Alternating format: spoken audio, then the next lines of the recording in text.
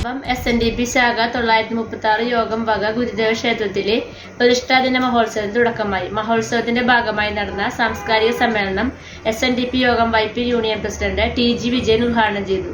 സ്വാമിനി നാരായണജിത്ത് വിലാസിനി ആത്മീയ പ്രഭാഷണം നടത്തി.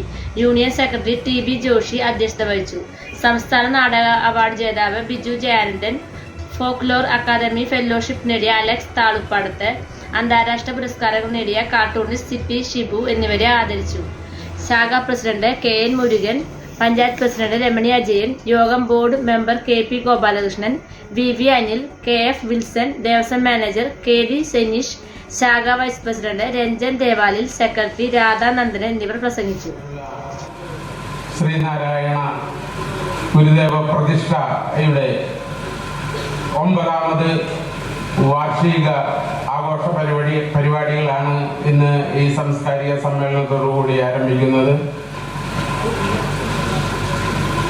ഈ യോഗം ഔദ്യോഗികമായി ഉദ്ഘാടനം ചെയ്യുന്ന SNDP യൂണിയന്റെ പ്രസിഡന്റ് ശ്രീ TG വിജയൻ അവர்களെ, ഈ സമ്മേളനത്തിൽ ഭദ്രദീപം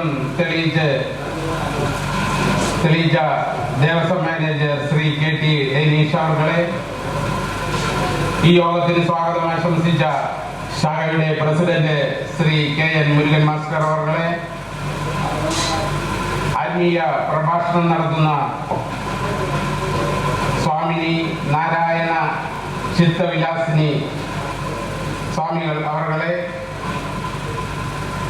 ആദരിക്കൽ ചടങ്ങിന് എത്തിയിട്ടുള്ള പള്ളിപ്പുറം ഗ്രാമപഞ്ചായത്തിന്റെ പ്രസിഡന്റ് ശ്രീമതി രമണി അജയൻ അവர்களെ, ആദരവ് ഏറ്റുവാങ്ങുന്നതിന് എത്തിയിട്ടുള്ള കേരള സംഗീത നാടക അക്കാദമിയുടെ സംസ്ഥാന പ്രൊഫഷണൽ നാടക മത്സരത്തിൽ അവാർഡ് നേടിയ ശ്രീ ബിജു ജയാനന്ദൻ അവர்களെ, ശ്രീ അലക്സ് താളുപാടത്ത് അവர்களെ, ശ്രീ CB ഷിബു അവர்களെ, വിദ്യാഭ്യാസ അവാർഡുകൾ ഏറ്റുവാങ്ങുന്നതിനായി എത്തിയിട്ടുള്ള വിദ്യാർത്ഥിനികളെ, അനുഗ്രഹ പ്രഭാഷണം നടത്തുവാൻ എത്തിച്ചേർന്നിട്ടുള്ള SNDP യോഗം director board member Sri KP Gopalakrishnan അവர்களെ, ആശംസ പ്രസംഗങ്ങൾ നടത്തുന്നതിനായി എത്തിയിട്ടുള്ള ശ്രീനാരായണ സേവാ സംഘം പ്രസിഡന്റ് ശ്രീ VV അനിൽ അവர்களെ, 2ാം വാർഡ് പള്ളിപ്പുറം ഗ്രാമപഞ്ചായത്തിലെ 2ാം ward member Sri KF Wilson അവர்களെ, മുനമ്പം SNDP ശാഖയുടെ വൈസ് പ്രസിഡന്റ് ശ്രീ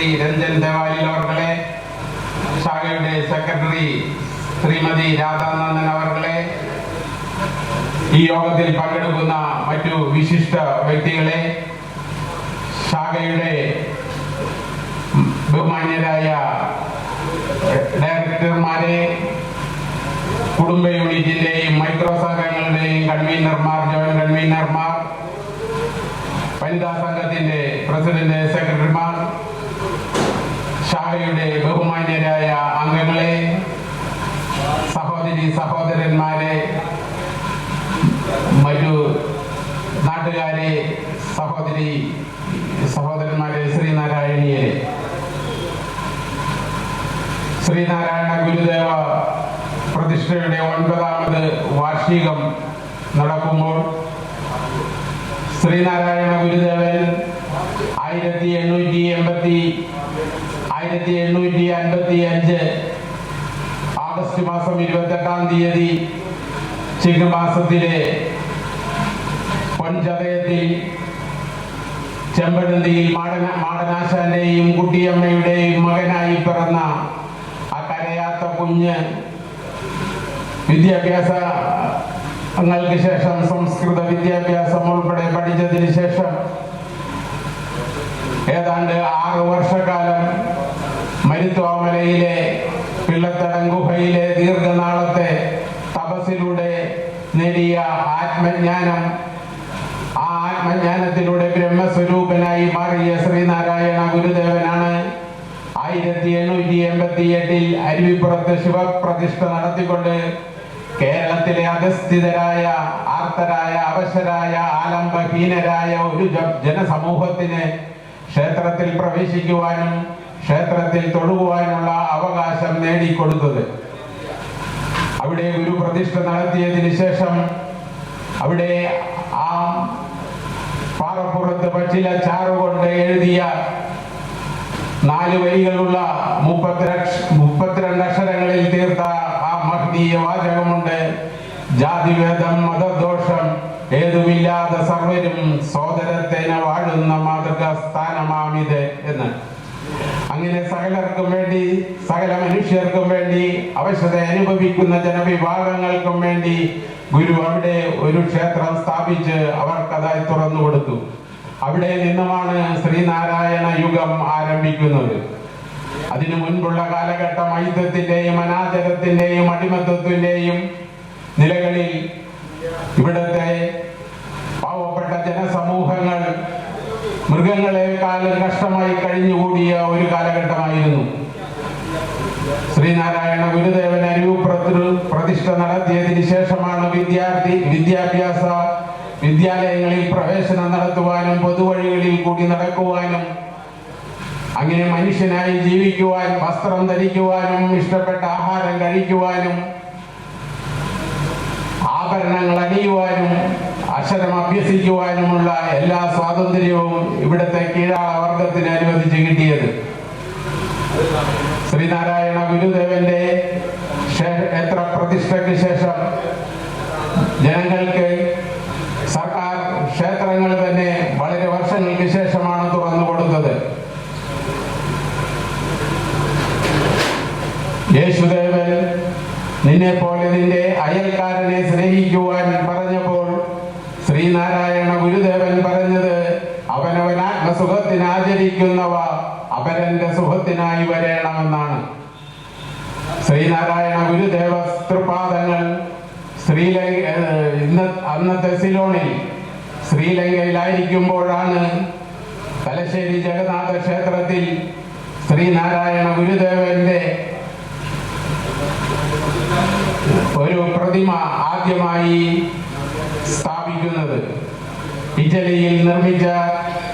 ഇറ്റലിയിലെ സായിപ്പ് തവറലി എന്ന സായിപ്പ് നിർമ്മിച്ച ആ വിഗ്രഹം കപ്പൽ മാർഗം ശ്രീലങ്കയിൽ കൊണ്ടുവന്ന് കൊളംബോ തുറമുഖത്ത് വെച്ച് ഗുരുദേവനെ കാണിച്ചപ്പോൾ ഗുരു പറഞ്ഞത്, കൊള്ളാമല്ലോ, ദീർഘകാലം നിലനിൽക്കും, ആഹാരം കൊടുക്കേണ്ടതില്ല എന്നാണ്. ആ പ്രതിമയാണ് തലശ്ശേരി ജഗന്നാഥ ക്ഷേത്രത്തിൽ ഗുരുദേവന്റെ അരുമശിഷ്യനായ ബോധാനന്ദ സ്വാമികൾ പ്രതിഷ്ഠ നടത്തുന്നത്. ഇന്ന് ലോകത്തിന്റെ നാനാഭാഗത്തും ഗുരുദേവ പ്രതിമകൾ ഗുരുദേവ മന്ദിരങ്ങൾ ഉയർന്നു വരികയാണ്. ശ്രീനാരായണ ദർശനങ്ങളാണ് ഇന്നത്തെ ലോകത്തിന് സമാധാനവും സംരക്ഷണവും നൽകുക എന്നുള്ള തത്വം ഇന്ന് ലോകത്തെമ്പാടും പ്രചരിച്ചു കൊണ്ടിരിക്കുകയാണ്. ശ്രീനാരായണ ഗുരുദേവന്റെ ആദർശങ്ങൾ, ശ്രീനാരായണ ഗുരുദേവൻ അരുളി ചെയ്ത പഞ്ചശുദ്ധിയാണ് ഈ കഴിഞ്ഞ കോവിഡ് കാലത്ത് ഒരു പരിധിവരെ നമുക്ക് സംരക്ഷണം നൽകിയത്. അതുപോലെ തന്നെ ശ്രീനാരായണ ദർശനങ്ങളും ശ്രീനാരായണ ആദർശങ്ങളും മുറുകെ പിടിച്ചുകൊണ്ട് ശ്രീനാരായണ ഗുരുദേവൻ കാട്ടിത്തന്ന നേരാം വഴി കാട്ടും ഗുരു എല്ലോ പര ദൈവം എന്ന് ആശാൻ പാടിയതുപോലെ എല്ലാവരും ശ്രീനാരായണ ധർമ്മത്തിലൂടെ അധിഷ്ഠിതമായ ഒരു ജീവിതം കെട്ടിപ്പടുക്കുവാൻ, ഇന്നത്തെ വെല്ലുവിളികളെ നേരിടുവാൻ, ഇന്നത്തെ കുഞ്ഞു മക്കളെ നമ്മളുടെ നേരായ മാർഗത്തിലൂടെ നയിക്കുവാൻ, മദ്യത്തിന്റെയും മയക്കുമരുന്നിന്റെയും ആ പ്രകടമായ അല്ലെങ്കിൽ അതിന്റെ ശക്തമായ പ്രചരണത്തിൽ നിന്ന് നമ്മുടെ കുഞ്ഞുമക്കളെ സംരക്ഷിക്കുവാൻ, രക്ഷിതാക്കൾ അവരെ ചേർത്ത് പിടിക്കുവാൻ ശ്രീനാരായണ ഗുരുദേവ ദർശനങ്ങൾക്ക് കഴിയുമാറാകട്ടെ എന്ന് മാത്രം ശ്രീനാരായണ ഗുരുദേവ അനുഗ്രഹം എല്ലാവർക്കും ഉണ്ടാകട്ടെ എന്ന് പ്രാർത്ഥിച്ചുകൊണ്ട് ഞാൻ എൻ്റെ അധ്യക്ഷ പ്രസംഗം അവസാനിപ്പിക്കുന്നു. നന്ദി, നമസ്കാരം. ശ്രീനാരായണ ധർമ്മം ജയിക്കുന്ന സഹോദരങ്ങളെ, സുഹൃത്തുക്കളെ, ശ്രീനാരായണ ഗുരുദേവ ക്ഷേത്രത്തിൻ്റെ ക്ഷേത്ര പ്രതിഷ്ഠയുടെ 9ാമത് വാർഷികം ആഘോഷിക്കുന്ന ഈ വേളയിൽ അതിൻ്റെ ഭാഗമായി സംഘടിപ്പിക്കുന്ന സാംസ്കാരിക സമ്മേളനം ചേരുമ്പോൾ ഒരു നാടിൻ്റെ മതാതീത ആത്മീയതയുടെ തലസ്ഥാനമായി മോനമ്പം ഗുരുദേവ ക്ഷേത്രം എന്ന് പ്രശോഭിക്കുകയാണ്. നിത്യപൂജയിലൂടെ ഗുരുവിനെ ആരാധിക്കുമ്പോൾ ഒരു നാടിൻ്റെ സംസ്കാരം എത്ര കണ്ട് ഉയരത്തിലെത്തുന്നു എന്നുള്ളത് മഹനീയമായ കാര്യമാണ്. നേരത്തെ സൂചിപ്പിച്ചതുപോലെ ഗുരുവിൻ്റെ പഞ്ചലോഹ പ്രതിഷ്ഠ, ഇവിടെയും പഞ്ചലോഹ പ്രതിഷ്ഠയാണ്. തലശ്ശേരി ജഗന്നാഥ ക്ഷേത്രത്തിൽ പ്രതിഷ്ഠിക്കുമ്പോൾ ആ പ്രതിഷ്ഠ ഗുരു സശരീരനായിരുന്ന കാലത്താണ് ആ പ്രതിഷ്ഠ നടന്നത്. അതുമായി ബന്ധപ്പെട്ടിട്ടുള്ള ചരിത്ര കാര്യങ്ങളൊക്കെ സെക്രട്ടറി സൂചിപ്പിച്ചു. ഇതിലേക്കൊന്നും ഞാൻ കടന്നു പോകുന്നില്ല. ഗുരുവിനെ തിരിച്ചറിയാൻ, ഗുരുവിനെ മനസ്സിലാക്കാൻ എന്താണ് മാർഗം എന്നുള്ളത് ഏറെ ചർച്ച ചെയ്യപ്പെടുന്ന ഒരു കാലഘട്ടമാണ്. ഗുരുവിനെ എല്ലാവരും ഒരു നൂറ്റാണ്ടിൻ്റെ മലയാളി എന്നൊക്കെ പറയും. ഗുരുവിൻ്റെ നവോത്ഥാന നായകൻ എന്നൊക്കെ നമ്മൾ ഉച്ചസ്ഥര്യം ഒക്കെ സംസാരിക്കുകയും അറിയുകയും ഒക്കെ ചെയ്യുന്നുണ്ട്. അതൊക്കെ ശരിയാണ്. അതിനേക്കാൾ ഉപരിയായി ഗുരുവിൻ്റെ ദാർശനിക തലം, ആ ദാർശനിക തലം ഇന്ന് ലോകം മുഴുവൻ ചർച്ച ചെയ്യപ്പെടുന്ന ഒരു കാലഘട്ടത്തിലാണ് ഞാനും നിങ്ങളും ഒക്കെ ജീവിക്കുന്നത്. വിദേശ യൂണിവേഴ്സിറ്റികളിൽ ഉൾപ്പെടെ ഗുരുവിൻ്റെ ദർശനമാല ഉൾപ്പെടെ പഠന വിഷയമാണ്. ആ ഗുരുവിനെ തിരിച്ചറിയാൻ, ഗുരുവിൻ്റെ കൃതികളിലൂടെ സഞ്ചരിക്കുക എന്നുള്ളത് മാത്രമാണ് ഏറ്റവും നല്ല മാർഗം. ഗുരുവിന് ഈ ലോകത്തോട് പറയാനുള്ള മുഴുവൻ കാര്യങ്ങളും ഗുരു എഴുതിയിട്ടുള്ള 64ഓളം കൃതികളിലൂടെ വളരെ ഭംഗിയായി ഗുരു ഈ സമൂഹത്തിന് നൽകിയിട്ടുണ്ട്. ഗുരുവിൻ്റെ ആദ്യകാലത്ത്, ഗുരുവിൻ്റെ അരുവിപ്പുറം പ്രതിഷ്ഠയ്ക്ക് ശേഷം അല്ലെങ്കിൽ അതിനു മുമ്പ് തന്നെ ശ്രീകൃഷ്ണ ദർശനം മുതൽ ഹോമമന്ത്രം വരെയുള്ള 33ഓളം സ്തോത്രകൃതികളും പ്രബോധന കൃതികളും ദാർശനിക കൃതികളും ഉൾപ്പെടെ 64ഓളം കൃതികൾ ഗുരു ലോകത്തിന് സമ്മാനിച്ചു. ഗുരുവിൻ്റെ ആത്മീയത തിരിച്ചറിയാൻ, ഗുരുവിൻ്റെ ഭൗതിക ദർശനത്തെ തിരിച്ചറിയാൻ, ഈ നാടിൻ്റെ സംസ്കാരത്തെ തിരിച്ചറിയാൻ, വേദങ്ങളെ തിരിച്ചറിയാൻ, ഉപനിഷത്തുകളെ തിരിച്ചറിയാൻ, അതിലൊക്കെ അടങ്ങിയിരിക്കുന്ന അറിവിനെ തിരിച്ചറിയാൻ ഗുരുവിൻ്റെ ഈ കൃതികളിലൂടെയാണ് അതൊക്കെ നമുക്ക് പകർന്നു തന്നിട്ടുള്ളത്. നമുക്കറിയാം, ഒരു ഏതാണ്ട് 5000 വർഷത്തിലേറെ വലിയ പാരമ്പര്യമാണ് ഭാരതനാടിൻ്റെ സംസ്കാരം എന്നൊക്കെ പറയാറുണ്ട്. പക്ഷെ അതൊന്നും പഠിക്കാനോ അറിയാനോ എന്നുള്ള ഒരു സൗകര്യം സാമാന്യ ജനത്തിനുണ്ടായില്ല എന്നുള്ളതൊരു യാഥാർത്ഥ്യമാണ്. ആ യാഥാർത്ഥ്യം തിരിച്ചറിയുമ്പോഴാണ് ഗുരു ഈ നാടിൻ്റെ സംസ്കാരത്തെ അല്ലെങ്കിൽ അറിവിനെ സംസ്കരിച്ച് പതിത ജനകോടികൾക്ക് പകർന്നു നൽകിയപ്പോഴാണ് ഞാനും നിങ്ങളുമൊക്കെ ഇന്നിങ്ങനെ ഈ വേദിയിലിരിക്കാനും നല്ല വസ്ത്രങ്ങൾ ധരിക്കാനും നല്ല ആഭരണങ്ങൾ കേൾക്കാനും വിദ്യാഭ്യാസം ചെയ്യാനും ഒക്കെ നമുക്ക് കഴിഞ്ഞു. ഗുരു തന്നെ ഗുരുവിൻ്റെ ശിവഗിരി തീർത്ഥാടന വിഷയങ്ങളിൽ തന്നെ ഗുരു പറഞ്ഞിട്ടുണ്ട്, വിദ്യ കൊണ്ട് സ്വതന്ത്രനാവാനാണ് ഗുരു ആദ്യം പറഞ്ഞിട്ടുള്ളത്. അഷ്ടവിഷയങ്ങളിൽ ആദ്യത്തേത് വിദ്യാഭ്യാസമാണ്.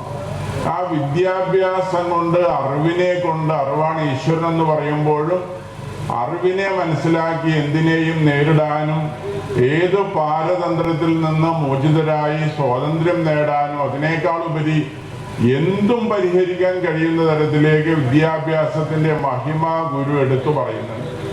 അതുതന്നെയാണ് ഈ നാടിന് ഇന്നത്തെ ഏറ്റവും വലിയ ആവശ്യമെന്ന് ഞാൻ വിചാരിക്കുന്നു.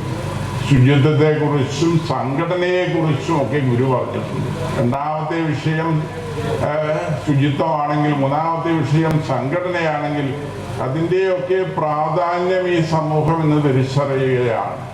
സംഘടന കൊണ്ട് സ്വതന്ത്രരാവാൻ ഗുരു പറഞ്ഞപ്പോൾ ആ സംഘടന ഈ മനുഷ്യരാശിക്ക് എങ്ങനെയാണ് ഉപകാരപ്പെടുന്നത് എന്ന് ഇന്ന് സമൂഹത്തിലെ വ്യത്യസ്തങ്ങളായ സംഘടനാ രൂപങ്ങളൊക്കെ നമ്മൾ കാണുമ്പോൾ തിരിച്ചറിയുകയാണ്.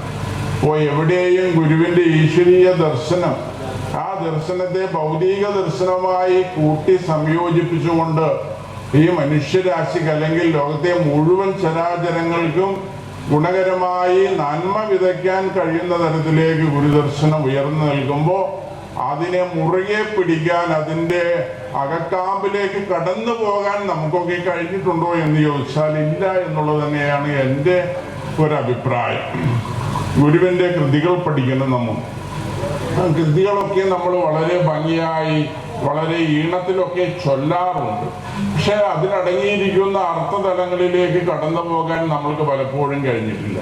അപ്പോൾ നമ്മുടെ ഒക്കെ വേദികളിൽ, നമ്മുടെ ശാഖായോഗങ്ങളുടെ വേദികളാണെങ്കിലും കുടുംബയോഗങ്ങളുടെ വേദികളാണെങ്കിലും ഗുരുക്ഷേത്രവുമായി ബന്ധപ്പെട്ടിട്ടുള്ള കാര്യങ്ങളാണെങ്കിലും ഒക്കെ ഗുരുവിൻ്റെ കൃതികളെ പഠിക്കാനും അതിലടങ്ങിയിരിക്കുന്ന അറിവിനെ മനസ്സിലാക്കാനും വേദങ്ങളുടെ സാരം മനസ്സിലാക്കാനും ഈ സമൂഹത്തിന് അത് എത്തരത്തിലാണ് ഗുണകരമാവുന്നത് എന്ന് മനസ്സിലാക്കാനും ഒക്കെ നമുക്ക് കഴിയണം. തീർച്ചയായും ഈ സ്തോത്ര കവിതകളിൽ തുടങ്ങി ദാർശനിക കൃതികളിലെത്തി ഒക്കെ നമ്മൾ മനസ്സിലാക്കുമ്പോൾ ഈ നാടിൻ്റെ സംസ്കാരം എന്ന് ഇത്ര കണ്ട് ഉയർന്നു നിൽക്കുന്നതിൻ്റെ കാരണം എന്താണ് എന്നൊക്കെ നമുക്ക് മനസ്സിലാവും. ഒരാളെയും അകറ്റി നിർത്താതെ എല്ലാവരെയും ചേർത്തുകൊണ്ടാണ് ഗുരു മുന്നോട്ട് പോയിട്ടുള്ളത്. മോക്ഷത്തെക്കുറിച്ച് പോലും ഗുരു അഭിപ്രായം പറഞ്ഞിട്ടുണ്ട്. അത് ഹിന്ദു മതത്തിൽ മാത്രമല്ല, ഇസ്ലാം മതത്തിൽ മാത്രമല്ല, ക്രിസ്ത്യൻ മതത്തിൽ മാത്രമല്ല, ഏത് മതത്തിൽ വിശ്വസിച്ചാലും മോക്ഷത്തിലേക്ക് കടന്നു പോകാൻ പറ്റും. ആ മോക്ഷം എവിടെയാണ് ഇരിക്കുന്നത് എന്നുള്ളതാണ് നമ്മെ സംബന്ധിച്ച് ഏറ്റവും വലിയ വിഷയം. സ്വർഗത്തിൽ ചെന്നിട്ടാണോ നമുക്ക് മോക്ഷം കിട്ടേണ്ടത്? ഈ ജീവിതത്തിൽ തന്നെ, ഈ സംസാരത്തിൽ തന്നെ, നമ്മുടെ ജീവിത കാലയളവിൽ തന്നെ ഈശ്വരനായി താതാത്മ്യം പ്രാപിക്കാനുള്ള കഴിവിലേക്ക് നമുക്ക് എത്തിച്ചേരാൻ കഴിയണം. ഈശ്വരനെ സംബന്ധിച്ചുള്ള ഗുരുവിൻ്റെ വ്യാഖ്യാനമുണ്ട്, അല്ലെങ്കിൽ ദൈവങ്ങളെ കുറിച്ചുള്ള വ്യാഖ്യാനമുണ്ട്. ആ ഭക്തിയെക്കുറിച്ച് ഗുരു വളരെ കൃത്യമായി പറയുന്നു. ജീവനെ അനുസന്ധാനം ചെയ്യുന്നതാണ് ഭക്തി എന്ന് ഗുരു പറയുന്നുണ്ട്. ഏതൊരു മനുഷ്യനിലും ഈശ്വരൻ ഇരിക്കുമ്പോൾ ആ ഈശ്വരനെ തിരിച്ചറിയുന്നതിലേക്ക് ഗുരു നമ്മെ മുന്നോട്ട് നയിക്കുമ്പോഴാണ് അതിൻ്റെ ആ സത്യത്തെ മനസ്സിലാക്കുന്നതിലേക്ക് നമ്മൾ കടന്നു പോകുന്നത്. തീർച്ചയായും ഗുരുവിനെ ഇനിയും നമുക്ക് ഈ സമൂഹത്തിന് പകർന്നു കൊടുക്കേണ്ടതുണ്ട്. അത്തരത്തിലേക്ക് ഗുരുവിൻ്റെ കൃതികൾ പഠിച്ചുകൊണ്ട്, ഗുരുവിൻ്റെ സന്ദേശങ്ങൾ പഠിച്ചുകൊണ്ട്, ഗുരുവിൻ്റെ കാഴ്ചപ്പാടുകളെ പഠിച്ചുകൊണ്ട് ഒരു മനുഷ്യനെയും, എല്ലാവരും ആത്മസഹോദരരെന്നല്ലേ പറയേണ്ടു എന്നാണ് ഗുരു പറഞ്ഞിട്ടുള്ളത്. ഒരു മനുഷ്യനെയും മാറ്റി നിർത്താതെ ഏറ്റവും വലിയ മഹാമാനുഷ്യ അല്ലെങ്കിൽ മഹാമനുഷ്യത്വത്തിൻ്റെ ഉത്തമമായ ഒരു പ്രതീകം ഏത് എന്ന് ചോദിച്ചാൽ മഹാഗുരുവിൽ നമുക്ക് കാണാൻ കഴിയും. അപ്പോൾ ഗുരുവിനെ പഠിക്കാനും ഗുരുവിനെ അറിയാനും അത് പ്രചരിപ്പിക്കാനും ഗുരു ഒരു മതസ്ഥാപകനല്ല. അതാദ്യം നമ്മൾ തിരിച്ചറിയണം. ഗുരു ഒരിക്കലും ഒരു മതത്തെ സ്ഥാപിച്ചിട്ടില്ല. എല്ലാ മതങ്ങളെയും അംഗീകരിച്ചിട്ടേ ഉള്ളൂ, എല്ലാ മതങ്ങളെയും ആദരിച്ചിട്ടേ ഉള്ളൂ. അപ്പോൾ ഏത് മതത്തിലാണെങ്കിലും ഒരു വിശ്വാസിക്ക്, ആ വിശ്വാസിക്ക് മോക്ഷത്തിനുള്ള മാർഗമുണ്ട് എന്ന് ഗുരു പറയുന്നുണ്ട്. അപ്പോൾ അത്തരത്തിലേക്ക് നമുക്ക് മുന്നോട്ട് പോകണം. ഈ നാടിൻ്റെ വളർച്ചയ്ക്ക്, ആ വളർച്ചയ്ക്ക് വളരെയേറെ കാര്യങ്ങളാണ് ഗുരു ചെയ്തിട്ടുള്ളത്. അത് നവോത്ഥാനത്തിലൂടെ, ആ നവോത്ഥാനത്തിൻ്റെ മാർഗങ്ങൾ നിരവധിയുണ്ട്. ഇതിലേക്കൊന്നും ഞാൻ കടന്നു പോകാൻ ആഗ്രഹിക്കുന്നില്ല. ഗുരുവിൻ്റെ മഹിമ തിരിച്ചറിയുക എന്നുള്ളത് എൻ്റെയും നിങ്ങളുടെയും ഈ സമൂഹത്തിൻ്റെയും കടമയാണ്. ആ ഗുരുവിൻ്റെ ജ്ഞാനസാഗരത്തിലേക്ക് കടന്നു പോകാൻ, കുറച്ചെങ്കിലും കടന്നു പോകാൻ നമുക്കൊക്കെ കഴിഞ്ഞാൽ തീർച്ചയായും നമ്മുടെയൊക്കെ ജീവിതം മാറി മറിയുമെന്ന കാര്യത്തിൽ സംശയമില്ല. നമുക്ക് ഗുരുവിനെ പഠിക്കുമ്പോഴും ഈശ്വരനെ പ്രാർത്ഥിക്കുമ്പോഴും ഈശ്വരനെ ദൈവത്തെ വിശ്വസിക്കുമ്പോഴും നമ്മുടെ ഇന്നത്തെ ജീവിതവുമായി എങ്ങനെയാണ് ബന്ധപ്പെട്ടിരിക്കുന്നത് എന്നതിനെ സംബന്ധിച്ചാണ് നമുക്ക് കൂടുതലായി അറിയേണ്ടത്. അപ്പോൾ നമ്മുടെയൊക്കെ ജീവിതത്തെ ഒക്കെ പ്രതിസന്ധികളെയൊക്കെ മറികടക്കാനും ഒത്ത തരത്തിൽ ഗുരുവിൻ്റെ ദർശനത്തെ ബന്ധപ്പെടുത്താനും കഴിയുന്ന തരത്തിലേക്ക് നമുക്ക് വളർന്നു വരണം. ഏറ്റവും നല്ല വിദ്യാഭ്യാസം കൊടുക്കുക എന്നുള്ളതാണ് നമ്മുടെ അടുത്ത തലമുറ, അല്ലെങ്കിൽ ഈ നാടിൻ്റെ അടുത്ത തലമുറയ്ക്ക് വേണ്ടത് ഏത് എന്ന് ചോദിച്ചാൽ അത് ഏറ്റവും നല്ല വിദ്യാഭ്യാസമാണ്. വിദ്യാഭ്യാസം മാത്രം മതിയോ? പോരാ. വിദ്യാഭ്യാസം ഉണ്ടായതുകൊണ്ട് മാത്രം കാര്യമില്ല. തിരിച്ചറിവുള്ള, സമൂഹത്തോട് കമ്മിറ്റ്മെന്റ് ഉള്ള ഒരു വലിയ സമൂഹമായി നമുക്ക് മാറേണ്ടതുണ്ട്. ഇന്നിൻ്റെ ഏറ്റവും വലിയ വിഷയം എന്ന് നമുക്കൊക്കെ അറിയാം. ഏതൊരു മനുഷ്യനും പ്രായപൂർത്തിയായി കഴിഞ്ഞാൽ എനിക്ക് എല്ലാ കാര്യങ്ങളും അറിയാം, ഞാൻ തീരുമാനിക്കും, ഞാൻ നിർണയിക്കും എന്നൊക്കെയാണ് പറയുന്നത്. പക്ഷെ അവിടെയും പലർക്കും കാലിടറുകയാണ്. കാരണം എന്താ? തിരിച്ചറിവില്ല. അതിൻ്റെ ഇമ്പാക്റ്റ് എന്തായിരിക്കും? ഒരു തീരുമാനം എടുക്കുമ്പോൾ ആ തീരുമാനത്തിന്റെ അടുത്ത ഫലം എന്താണ് എന്നറിയാതെ എടുത്തു ചാടി എടുക്കുന്ന പല തീരുമാനങ്ങളുമുണ്ട് എന്നുള്ളൊരു യാഥാർത്ഥ്യമാണ്. ആ ജീവിത പ്രയാസങ്ങളിൽ ഈശ്വരനെ വിശ്വസിക്കുന്ന, ദൈവത്തെ വിശ്വസിക്കുന്ന ഏതൊരു മനുഷ്യനും മുറുകെ പിടിക്കേണ്ട ഒന്ന് തന്നെയാണ് ഗുരുദർശനം എന്ന കാര്യത്തിൽ യാതൊരു സംശയവുമില്ല. നേരത്തെ കുമാരനാശാൻ പറഞ്ഞിട്ടുള്ളതുപോലെ നേരാം വഴി കാട്ടും ഗുരുവല്ലോ പരദൈവമെന്ന് കുമാരനാശാൻ പറഞ്ഞിട്ടുണ്ട്. അപ്പൊ ആ കുമാരനാശൻ അല്ലെങ്കിൽ ചിന്നസ്വാമി എന്ന് നമ്മളൊക്കെ വിളിച്ചിരുന്ന കുമാരനാശാന്റെ ജീവിതവുമായി ബന്ധപ്പെട്ട നിരവധി കാര്യങ്ങളുണ്ട്. അതിലേക്കൊന്നും ഞാൻ പോകുന്നില്ല. നിരവധിയായ വ്യക്തിത്വങ്ങളെ ആദരിക്കാനും നിരവധിയായ പ്രമുഖർക്ക് സംസാരിക്കാനുമുണ്ട്. അതുകൊണ്ട് അക്കാര്യങ്ങളിലേക്കൊന്നും കടന്നു പോകാൻ ഞാൻ ആഗ്രഹിക്കുന്നില്ല.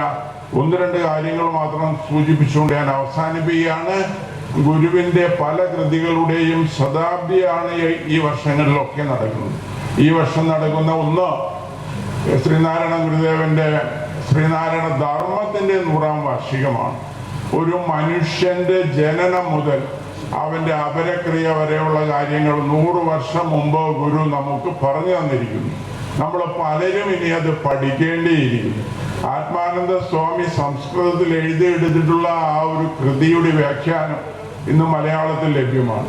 അതൊക്കെ പഠിക്കാൻ ഒരു മനുഷ്യന്റെ ജനനം എങ്ങനെയാണ്, ഈ പ്രപഞ്ചത്തിന്റെ ജനനം എങ്ങനെയാണ്, ഈ പ്രപഞ്ചത്തെ പരിപാലിക്കുന്നത് ആരാണ്, സത്യദർശനം എന്താണ്, ദൈവം എന്താണ് എന്നൊക്കെ പോലും കൃത്യമായി പറഞ്ഞിരിക്കുന്നു. ഗുരു എന്താണെന്നൊക്കെ പറയും. നമ്മളൊക്കെ ഇത് തുടങ്ങുന്നതിന് മുമ്പ് ചൊല്ലുന്ന ഗുരുഗീതയിലെ വലിയ ഗുരു ബ്രഹ്മ, ഗുരു വിഷ്ണു, ഗുരുദേവോ മഹേശ്വര എന്ന് ചൊല്ലുന്ന ആ ഒരു കീർത്തനം പോലും നമ്മെ സംബന്ധിച്ച് ഇനിയും നമ്മൾ മനസ്സിലാക്കേണ്ടിയിരിക്കുന്നു. അപ്പോൾ നമ്മുടെ നാടിനെ സംബന്ധിച്ചും നമ്മുടെ സംസ്കാരത്തെ സംബന്ധിച്ചും ഒക്കെ പഠിക്കാൻ, അതിനെയൊക്കെ സംസ്കരിച്ച് ഇന്നത്തെ ഈ നമുക്കൊക്കെ പകർന്നു നൽകിയത് ഗുരു തന്നെയാണ് എന്ന കാര്യത്തിൽ യാതൊരു സംശയവുമില്ല. പലരും ഗുരുവിനെ വ്യാഖ്യാനിക്കും, എല്ലാവരും ഗുരുവിനെ വ്യാഖ്യാനിക്കും. ആരും തെറ്റായിട്ടൊന്നും ഗുരുവിനെ കാണാറില്ല. പക്ഷെ ആ വ്യാഖ്യാനങ്ങളൊക്കെ പലരുടെയും താല്പര്യങ്ങൾക്കനുസരിച്ചാണ് എന്ന് നമ്മൾ പലരും തിരിച്ചറിയേണ്ടതുണ്ട്. ഒരു മനുഷ്യനെയും മാറ്റി നിർത്താതെ മനുഷ്യത്വം ഗുരു മനുഷ്യൻ എന്ന് പറയുമ്പോൾ ആ മനുഷ്യത്വമാണ് മനുഷ്യന്റെ ഏറ്റവും വലിയ ജാതി. ആ മനുഷ്യത്വമാണ് നമ്മൾ തിരിച്ചറിയേണ്ടത്.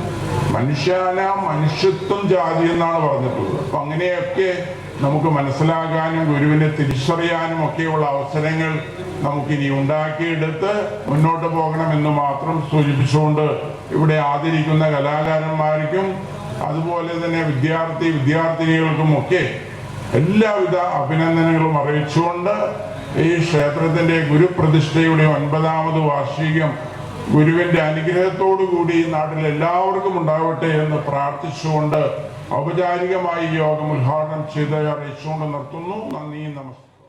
അർപ്പിക്കാൻ വന്നിട്ടുള്ള ആരാധരായ മാന്യ വ്യക്തികളെ, വേദിയിലിരിക്കുന്ന ഗുരുവിന്റെ മുത്തുരത്നങ്ങളായ സന്തതി പരമ്പരകളെ, ഇന്ന് വൈപ്പിൻ ശാഖയുടെ കീഴിൽ 9 വർഷത്തിനു മുൻപ് ശ്രീനാരായണ ഗുരുദേവനെ തൻ്റെ ദൈവമായി കൽപ്പിച്ചുകൊണ്ട് ആരാധ്യനായ ആ മഹായോഗീശ്വരനെ നിത്യം കാണുന്നതിനു വേണ്ടി ഈ ശാഖയുടെ മുൻതലത്ത് തന്നെ പ്രതിഷ്ഠ ചെയ്ത് അതിൻ്റെ 9ാം വാർഷികം ആഘോഷിക്കുന്ന ഈ ദിനത്തിൽ ഇവിടെയൊക്കെ വരാനും നിങ്ങളെ എല്ലാവരെയും ഇത്രയും പേരെ പഞ്ചായത്ത് തലത്തിലും യൂണിയൻ തലത്തിലും ശാഖാ തലത്തിലുമുള്ള പ്രവർത്തകരും അതിൻ്റെ അംഗങ്ങളായിട്ടുള്ളവരെയും നിങ്ങളെയൊക്കെ കാണാൻ ഒരു ഭാഗ്യം കിട്ടിയതിന് ആദ്യമായി ശ്രീനാരായണ ഗുരുദേവ നാമത്തിൽ ഞാൻ നന്ദി രേഖപ്പെടുത്തിട്ട്, ഈ വേദിയിൽ ഇന്ന് നിൽക്കേണ്ടത് ഞാനല്ല, എൻ്റെ ഗുരുവായ സ്വാമി ധർമ്മ ചൈതന്യയാണ്. സ്വാമിക്ക് അത്യാവശ്യമായിട്ട് മറ്റൊരിടത്തിൽ പങ്കെടുക്കേണ്ടതുള്ളത് കൊണ്ട്, അല്ലാണ്ട് അവിടെ പോകാൻ വേണ്ടിയിട്ടല്ല, അവിടെ അത്രയ്ക്ക് അർജന്റ് കാര്യങ്ങളാണ്. അതിൽ പങ്കെടുക്കേണ്ടത് കൊണ്ട് സ്വാമിജി പറഞ്ഞു, അമ്മ ഒന്ന് പൈപ്പിൻ വരെ മുനമ്പം വരെ പോകണം, അവിടെ ഒരു യോഗം നടക്കുന്നുണ്ട്, ഒരു പ്രതിഷ്ഠാ വാർഷികമാണ്, അതിന് പോകണമെന്ന്. അതുകൊണ്ടാണ് അതൊരു നിയോഗം, ഗുരു നിയോഗമാണ്. ഇവിടെ വരാനും ഈ വേദിയിൽ നിൽക്കുന്നതിനും അവിടെ നിന്ന് കടാക്ഷിച്ച ആ നല്ല സമയത്തിന് അവിടത്തോടും ഞാൻ ഹൃദയത്തിൻ്റെ പേരിൽ എൻ്റെ കാരുണ്യമത്തായ വചനങ്ങൾ അർപ്പിക്കട്ടെ. ഇവിടെ യോഗം ഉദ്ഘാടനം ചെയ്ത ആളും അതുപോലെ തന്നെ അധ്യക്ഷനായ സംസാരിച്ച ആരാധനായ ജോഷിയൊക്കെ പറഞ്ഞു, ശ്രീനാരായണ ഗുരുദേവന്റെ ജനനം മുതൽ വർഷം മുതലൊക്കെ പറഞ്ഞു. ആരായിരുന്നു ശ്രീനാരായണ ഗുരുദേവൻ? ഇന്നും ഗുരുവിനെ ഗുരുവായി കണ്ടുകൊണ്ട് മാത്രം, അല്ലെങ്കിൽ ആചാര്യനായി കണ്ടുകൊണ്ട് മാത്രം, അല്ലെങ്കിൽ യോഗം SNDP യോഗം ഉടലെടുത്തത് ശ്രീനാരായണ ഗുരുദേവനാണ്, ഒരു സാമൂഹ്യ പരിഷ്കർത്താവാണ്. ഈ തരത്തിലല്ലാതെ ശ്രീനാരായണ ഗുരുദേവനെ എൻ്റെ സർവേശ്വരനാണ്, എനിക്ക് വഴിയും വഴികാട്ടിയുമായി നിന്ന് പ്രവർത്തിച്ച് ആ സത്യം എന്താണോ ആ ഗുരു കണ്ട സത്യത്തെ ഈ ലോകത്തിന് അർപ്പിച്ച് പ്രവർത്തിച്ച് കാണിച്ച മഹാപുരുഷൻ. മറ്റു ഗുരുക്കന്മാരൊക്കെ ഇവിടെ ഉണ്ടായിരുന്നു, അദ്വൈത വേദാന്തം പറഞ്ഞവരുണ്ടായിരുന്നു, അദ്വൈത ആശ്രമങ്ങൾ സൃഷ്ടിച്ചവരൊക്കെ ഉണ്ടായിരുന്നു. പക്ഷെ ഇതിനെയെല്ലാം മറികടന്ന് മനുഷ്യനെ മനുഷ്യനായിട്ട് അംഗീകരിപ്പിച്ച, ഇവിടെ പട്ടിക്കും പൂച്ചയ്ക്കും നായയ്ക്കും എന്ത് കണ്ടാമൃഗത്തിനും നടന്നു പോകാവുന്ന പൊതുവഴിയിലൂടെ മനുഷ്യനായ അന്ന് ജനസമൂഹത്തെ പല തട്ടിലേക്ക് തിരിച്ച് ജാതി പ്രാർത്ഥയിൽ കൊണ്ടുവച്ച് അവൻ ഏറ്റവും താഴ്ന്ന ജാതിയാണ് എന്ന് കൽപ്പിച്ച് വാഴിച്ച് ആ വാഴുന്ന ഭരണത്തിലൂടെ കടന്നു പോകുന്ന കാലഘട്ടത്തിൽ മനുഷ്യനെ മനുഷ്യനായി അംഗീകരിപ്പിക്കാൻ അവതരിച്ച മഹാപുരുഷൻ. എന്താണ് അവതാരം? എല്ലാ സുഖ സൗകര്യങ്ങളും ആ ജന്മത്തിലെ ഉണ്ട്, എല്ലാം സർവേശ്വരൻ അവിടെ നിന്ന് കൊടുത്തു. എന്ത് വേണമെങ്കിലും ആ പോണ വഴിയിലൂടെ കിട്ടും. അങ്ങനെ ആ സർവേശ്വരനായി അവതാരപുത്രനായി അവതാര മഹാപുരുഷനായി അവതരിപ്പിച്ച ആ മഹാപുരുഷൻ ആ അവതാരത്തിന്റെ സങ്കല്പം തന്നെ ജനിച്ചപ്പോഴേ കാണിച്ചു. കാരണം ലോക ജനതയെ ആദ്യം അറിയിച്ചു, ഇന്ന് ഒരമ്മ പ്രസവിച്ചാൽ അമ്മയും കരയും കുട്ടിയും കരയും. പ്രസവിച്ച് വീഴുന്ന കുട്ടിയുടെ കരച്ചിൽ കേട്ടാണ് വാതൊക്കെ കാത്തു നിൽക്കുന്ന നോക്കി നിൽക്കുന്ന ഈ ആണോ പെണ്ണോ എന്നറിയാൻ തിടുക്കപ്പെട്ടിരിക്കുന്ന കുടുംബ ബന്ധുക്കളെല്ലാം. അവിടെയോ ശ്രീനാരായണ ഗുരുദേവനെ പ്രസവിക്കാൻ ആ കുഞ്ഞിനെ എപ്പോ വെളിയിലേക്ക് ആണായാലും പെണ്ണായാലും കിട്ടും എന്ന് ധരിച്ച് കാത്തു നിൽക്കുന്നവർക്ക് കാഴ്ചാബലങ്ങളും സമയങ്ങളെല്ലാം കടന്ന് കുട്ടിയമ്മയുടെ സഹോദരൻ തന്നെ ചോദിച്ചു, കുട്ടി പ്രസവിച്ചോ? 2-3 പ്രാവശ്യം ചോദിച്ചു കഴിഞ്ഞു. കുറെ കഴിഞ്ഞപ്പോ വൈറ്റാട്ടി പറഞ്ഞു, ആവും. അന്നൊക്കെ വീടുകളിലാണേ, ഹോസ്പിറ്റലിലേക്ക് ഓടിക്കൊണ്ടുപോകുന്ന ചരിത്രമില്ല. ഇപ്പൊ ആവും എന്ന് പറഞ്ഞു. കുറച്ച് കഴിഞ്ഞപ്പോ വിളിച്ചു, അമ്മാവനായ കൃഷ്ണൻ വൈദ്യരെ വിളിച്ചിട്ട് കണ്ടോളൂ എന്ന് പറഞ്ഞു. അദ്ദേഹം ഈ കുഞ്ഞിനെ കാണാനായിട്ട് ചെല്ലുമ്പോൾ ഈ ഭൂമിയിലേക്ക് ജനിച്ചു വീണ മഹാപുരുഷനായി മഹായോഗീശ്വരനായി തീർന്ന ആ കൊച്ചു ബാലൻ കയ്യിന്റെ തള്ളവിരൽ വായിൽ വച്ച് ചപ്പി മിഴികൾ തുറന്ന് ദൃഷ്ടി മേലോട്ടാക്കി കിടക്കുന്നതാണ് കണ്ടത്. അത് കണ്ടപ്പോഴേ അവരുടെ കുടുംബത്തിലെ ഒരു കാരണവരായ ഒരാൾ പറഞ്ഞു, ഇത് സാധാരണ രീതിയിലുള്ള ഒരു പിറന്ന കുട്ടിയല്ല, ഇതിനെന്തോ ദൈവശക്തിയുണ്ട്, പ്രത്യേക കഴിവുകളുള്ളതാണ് എന്ന് അവിടെ പറഞ്ഞു.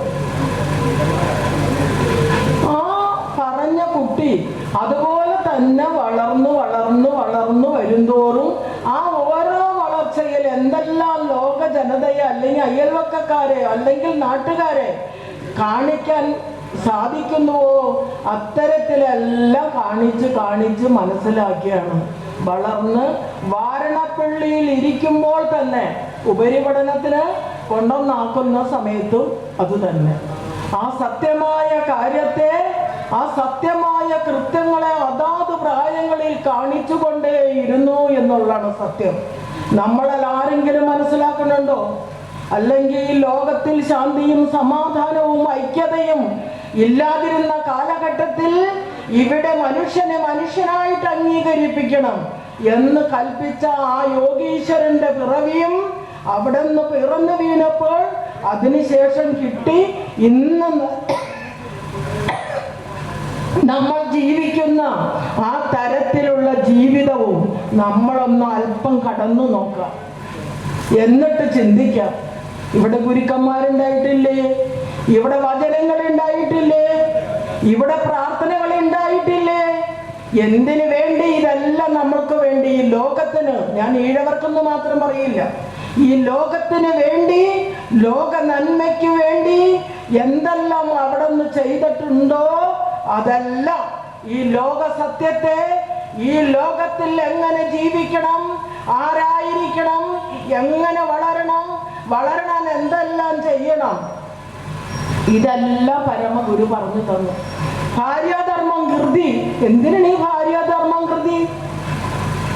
എത്ര കൃതികൾ നമുക്ക് തന്നിരിക്കുന്നു.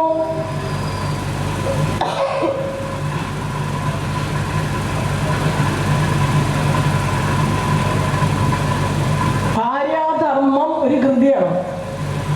ഭാര്യയുടെ ധർമ്മം എന്താണ്? വസതിക്കൊത്ത ഗുണമുള്ളവളായി വരവിൽ സമം. നമ്മൾ ചിന്തിക്കാം, നമ്മുടെ കുടുംബത്തിന്റെ, നമ്മൾ ചെന്ന കുടുംബത്തിന്റെ ആ ജീവിത ഘടനകൾ നമുക്ക് തന്നെ നോക്കി അറിയാം. ഒറ്റ ദിവസം കൊണ്ട് മനസ്സിലാക്കാം ഇവരുടെ ജീവിതത്തിന്റെ ആ കഴിഞ്ഞുപോയ കാര്യങ്ങളും ഇനി കഴിയാൻ പോണതും ഇപ്പോഴത്തെ പ്രാരാബ്ദങ്ങളും അതിൽ നിന്നും നമ്മൾ വളരാൻ പോണ ഉന്നത തലത്തിലേക്കൊക്കെ നമ്മുടെ മനസ്സിന്റെ ആ സങ്കല്പങ്ങളെ നമുക്ക് എത്തിക്കാം. അതുകൊണ്ടാണ് ഗുരു പറഞ്ഞ ഓരോ വാക്കുകളും പറയുമ്പോൾ വിദ്യ കൊണ്ട് സ്വതന്ത്രരാകാനും വിദ്യ കൊണ്ട് പ്രബുദ്ധരാവാനും. നമ്മൾക്ക് വിദ്യ ഉണ്ടായാൽ പോരാ, അതിൽ നിന്നും ഉറച്ച തൻ്റെ ഇടത്തോടുകൂടി അതിൽ കഴിഞ്ഞുകൂടാൻ വേണ്ടുന്ന മാർഗങ്ങളും ആ തലത്തിലേക്ക് എത്തിക്കാൻ വേണ്ടുന്ന ആ മാർഗനിർദ്ദേശങ്ങളും നമുക്കുണ്ടാവണം. അതുണ്ടാവാൻ വേണ്ടിയാണ് നിരവധി മുത്തുരത്നങ്ങളായ സന്ദേശങ്ങൾ. ഞാൻ കൃതികളുടെ ഒന്നും എല്ലാം ഒരുപാട് പറയണില്ല, നിങ്ങൾ സ്വയം മനസ്സിലാക്കുക. ശ്രീനാരായണ ഗുരുദേവന്റെ 64 പരം കൃതികൾ. എന്തിനീ പ്രബോധാത്മകമായ കൃതികളും ഈ ദാർശനിക കൃതികളൊക്കെ എഴുതി? ദാർശനിക കൃതികളിൽ ഏറ്റവും പ്രധാനപ്പെട്ടതാണ് ആത്മോപദേശ ശതകം. 100 പദ്യങ്ങളാണ്. അതിന്റെ പേരോടുകൂടി തന്നെ നമുക്ക് കാര്യം അറിയാം. ആത്മോ ഉപദേശ ശതകം, ആത്മാവിനെ ഉപദേശിക്കുന്ന ശതകം 100 എണ്ണം. അത് നമ്മളൊരു 10 ദിവസം 10 എണ്ണം വെച്ച് ചൊല്ലി 100 എണ്ണം അങ്ങനെ കുറെ ദിവസം ചെല്ലുമ്പോൾ സ്വയം നമ്മളത് പഠിക്കും. അത് പഠിച്ചു കഴിയുമ്പോഴോ നമ്മുടെ ഹൃദയത്തിന്റെ വാൽവുകളിൽ ഇരിക്കുന്ന മാറാമ്പലകളെല്ലാം മാറി നമുക്ക് അറിവിലേക്ക് കടക്കാൻ വേണ്ടുന്ന പടികളെ ഓരോ തട്ടുകളായി കടത്തും. എന്താ പറയണേ, നമ്മളതൊക്കെ ഇങ്ങനെ ഒരു കനി ലോകത്തിന് കാഴ്ചവെച്ച ആ മഹാഗുരുവിന്റെ മനസ്സിനെയും അവിടുത്തെ പറഞ്ഞ് മനസ്സിലാക്കാൻ എടുത്ത കൂടെ കുറെ ആളുകൾ നടക്കാണ് ശിഷ്യന്മാര്. എന്താണോ ആ നാവിൽ നിന്ന് വരുന്നത് അത് അപ്പൊ തന്നെ എഴുതിയൊരു കടലാസിൽ വെക്കും.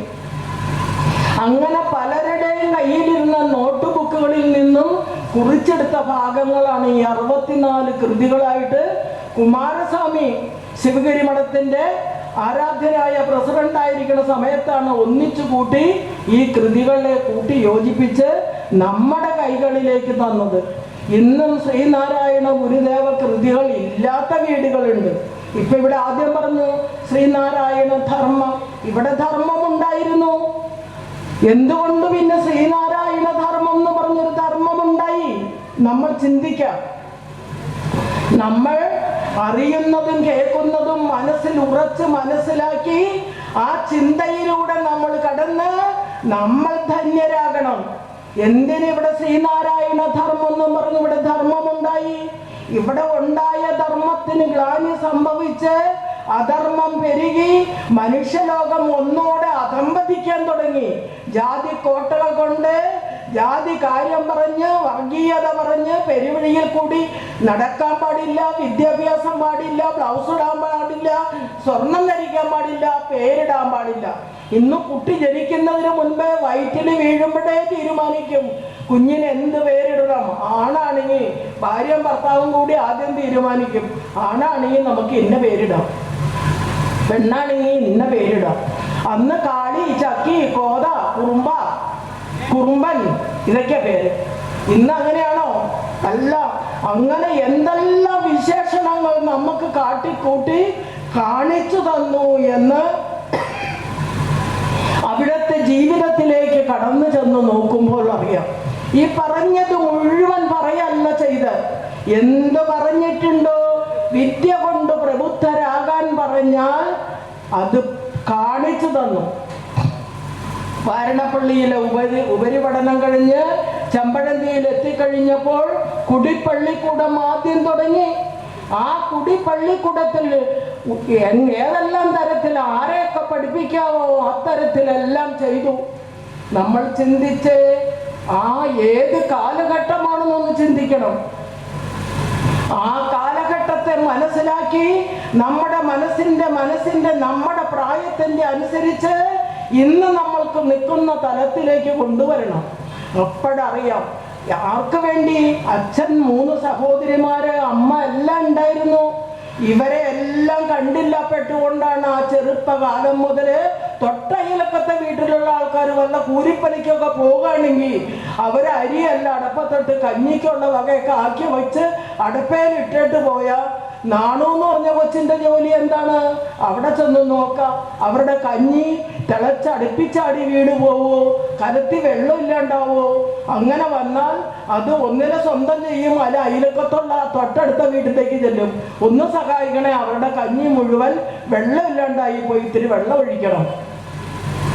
നമ്മൾ ചിന്തിക്കാം ആ തരത്തിൽ എങ്ങനെ എല്ലാം ജീവിക്കുന്ന കാര്യങ്ങളെ മനസ്സിലാക്കി തട്ടായി നമ്മളെ പെരുക്കി ഈ തരത്തിൽ എത്തിച്ച മഹാഗുരുവിനെ, സർവേശ്വരനാണ് എൻ്റെ നാരായണ ഗുരു, ഞങ്ങൾക്ക് ദൈവദശകം എഴുതി തന്ന് ലോകത്തിന് കാഴ്ചവെച്ച ആളാണ് നാരായണ ഗുരു, ഇല്ലേ? നമ്മളൊന്ന് കടന്ന് ചിന്തിച്ച് ഞാൻ അന്ന് ഓർമ്മിപ്പിക്കാണ്. 1914 ദൈവദശകത്തിന്റെ 100ാം വർഷം ആഘോഷിക്കുന്ന സമയത്ത് ശിവഗിരിയിൽ ഇരുന്ന് ആരായിക്കോട്ടെ, ഏത് സ്വാമി ആയിക്കോട്ടെ, അദ്ദേഹത്തിന്റെ കൽപ്പന അനുസരിച്ച് ഈ പ്രാർത്ഥന ലോകം മുഴുവൻ അറിയണം. കാരണം ഇതുപോലൊരു പ്രാർത്ഥന ഈ ലോകത്തിൽ എഴുതിയിട്ടില്ല. ആരും, ഒരു ഗുരുക്കന്മാരും ഒരു ജാതി ആൾക്കാരും ചെയ്തിട്ടില്ല. ഓരോരുത്തരും അവരവരുടെ ജാതി അനുസരിച്ച് പ്രാർത്ഥനയും മതങ്ങളും പഠിപ്പിച്ച് ആ മതം വളർത്തി മുന്നോട്ട് പോയപ്പോൾ നാരായണ ഗുരു ജാതി വേണ്ട, മതം വേണ്ട, മനുഷ്യൻ മനുഷ്യനായിട്ട് ജീവിച്ചാൽ മതി എന്ന് കൽപ്പിച്ചരുളി ജീവിച്ചു കാണിച്ചു. സ്വന്തം ജീവിതത്തിലൂടെ മാതൃകയാക്കി ജനസമൂഹത്തിലേക്ക് ഇറങ്ങി ജീവിച്ചു കാണിച്ച മഹാഗുരുവാണ്. ആ മഹാഗുരുവിന്റെ ദിവ്യ വചനമായ ദൈവദശകം ലോക പ്രാർത്ഥനയായി അംഗീകരിക്കണം എന്ന് പറഞ്ഞിട്ട് നമ്മളും ചിന്തിച്ച് എന്തുകൊണ്ട് ഇത് ഇന്നും ശരിയായിട്ടില്ല? ആ സമയത്ത് വർക്കല ശിവഗിരി മഠത്തിൽ നിന്നും സച്ചിദാനന്ദ സ്വാമി അത് ചൊല്ലി ലോകത്തിന് കേൾക്കാൻ പാകത്തിന് കാണിച്ചു കൊടുത്തു. ആരെങ്കിലും അംഗീകരിക്കുന്നുണ്ടോ? ഒരു എന്തോരം പ്രാർത്ഥനകൾ ഓരോ ക്ഷേത്രത്തിലായാലും ഓരോ സ്കൂളിലായാലും ചെല്ലണു. എന്നാൽ എല്ലാ ഗവൺമെന്റ് തലത്തിലായാലും സ്കൂൾ ദിവസങ്ങളിൽ ഈശ്വര പ്രാർത്ഥന ഇതാവട്ടെ ആരെങ്കിലും പറഞ്ഞിട്ടുണ്ടോ? ഇല്ല. എന്താണ്? നാരായണ ഗുരു ഒരു ഈഴവ തീയ സമൂഹത്തിൽ ജനിച്ചത് കൊണ്ട് മാത്രം അന്നത്തെ ജന്മജാതി സ്പിരിറ്റ് ഇന്നും തീർന്നിട്ടില്ല. ഇത്രയെല്ലാം കാണിച്ച് ഇത്രയൊക്കെ മാറ്റാവുന്നതിന്റെ തലത്തിൽ മാറ്റം വരുത്തിയെങ്കിലും ഇന്നും നാരായണ ഗുരു തീയനായിട്ടാണ് കണക്കാക്കിയത്. നമ്മൾ ചിന്തിക്കുക, മരുത്താമലയിലെ കൊടും തപസ്സിൽ നിന്നും അവിടെ നിന്ന് കിട്ടിയ ആത്മാനന്ദ മഹാസാഗരത്തിൽ മനസ്സിലാക്കിയിൽ അതിൽ ലയിച്ച് ആത്മാനുഭൂതിയുടെ അന്തസന്ധയിലേക്ക് എത്തിയ ആളാണ് നാരായണ ഗുരു. അവിടെ നിന്നാണ് ഈ 3-4 വർഷക്കാലം, 6 വർഷം എന്ന് പറയുന്നു, അത് 2 മലയിലായിട്ട്, മരുത്താമലയിൽ 4 വർഷം കൊടും തപസ്സിരുന്ന് അവിടെ നിന്ന് കിട്ടിയ ആത്മജ്ഞാനത്തിന്റെ അറിവ് ഉണർന്ന് എന്താണ് കുണ്ടലിനി പാട്ടൊക്കെ എന്താണ് എഴുതി വെച്ചത്? അവിടെ നിന്ന് കിട്ടിയ ചൈതന്യവത്തായ ആ ഈശ്വര ശക്തിയുടെ ഓരോ ഭാഗങ്ങളാണ്. നമുക്ക് പറയാൻ പറ്റില്ല. അതൊക്കെ അനുഭവിച്ച് പഠിച്ച് അത് ആ ക്ലാസ്സുകൾ കേട്ടാലാണ് നമുക്കത് എന്താന്ന് മനസ്സിലാവുന്നത്. അത്തരത്തിൽ ലോക ജനതയ്ക്ക് എഴുതി അവരെ പ്രാപ്തരാക്കാൻ ഇവിടെ അങ്ങനെ വേലായുധനോ അല്ലെങ്കിൽ കാളിയോ കുട്ടിയോ മറവിയോ ഒന്നുമില്ല. ഇവിടെയുള്ളത് മനുഷ്യരാണ്. നിങ്ങൾ അതിനെന്ത് ചെയ്യണം?